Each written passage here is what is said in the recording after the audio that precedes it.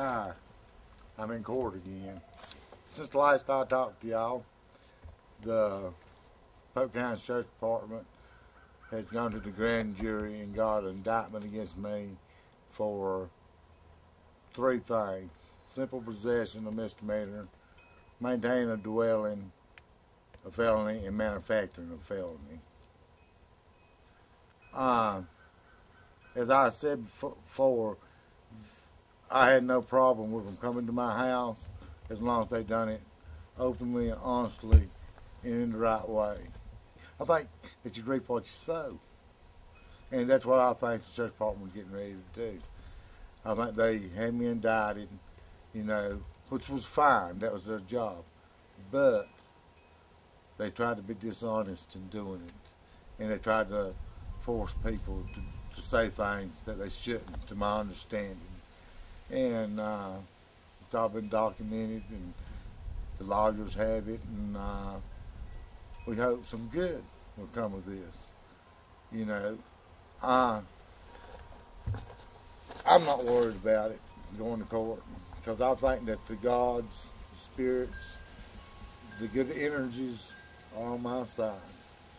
I've been through it one time before, you know, and what I do is right. I go messing for somebody, and people with common sense can see that. You know, what each and every one of y'all to do is it's time to get out and stand up.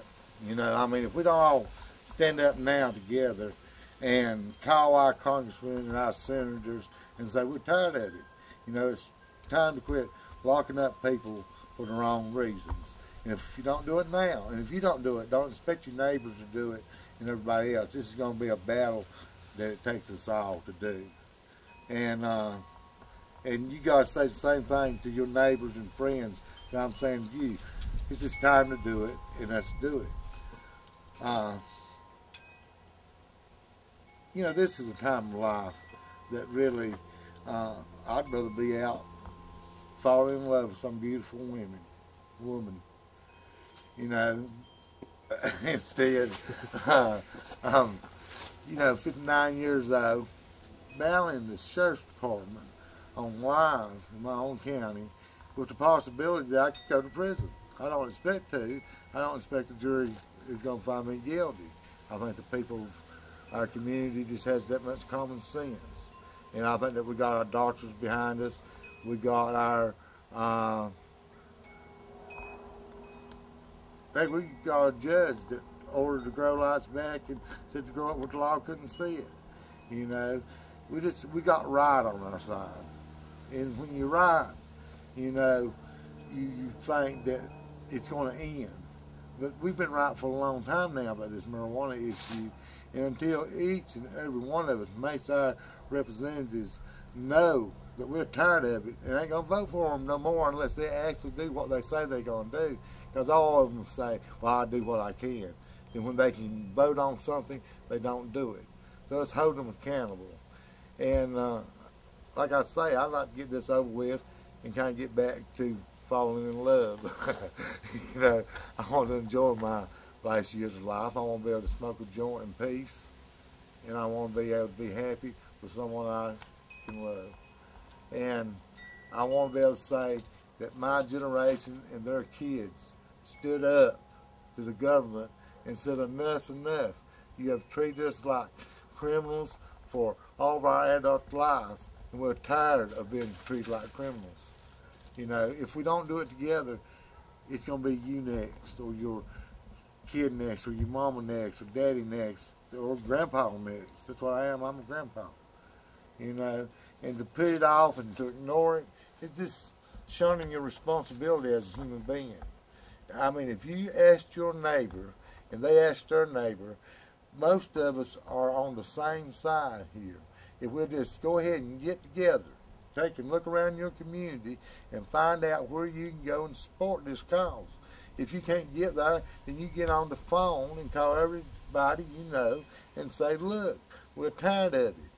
You know, and I mean, they know we're tired of it. We just got to keep letting them know until they do something about it. You know, I mean, I know sick people that cannot get good medicine.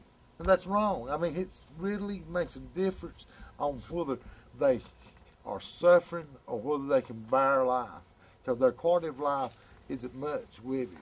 But it's worse when all they've got, I mean, they can get morphine and hard drugs that makes them slobber at the mouth, you know, or they can take and smoke herb and do less of the hard drugs and have a little bit of quality of life.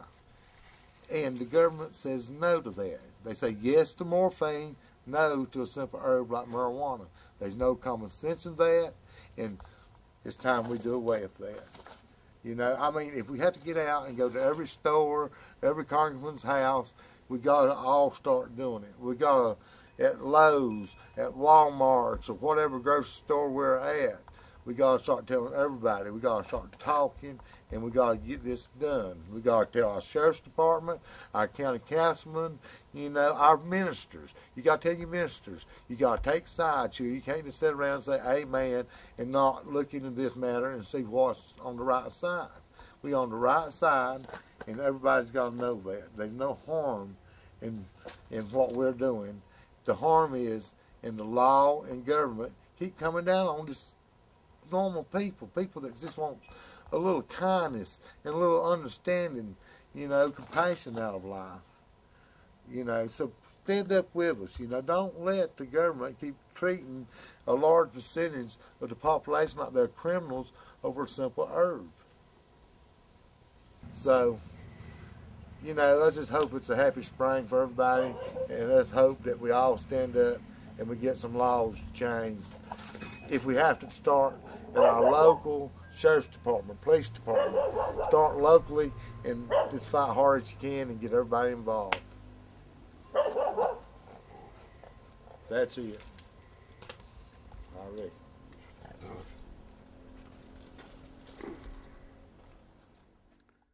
So instead of finding prison, I'm hoping to find love this spring. And, you know, I need all the help I can get on both of them. Sometimes the wizard comes alive.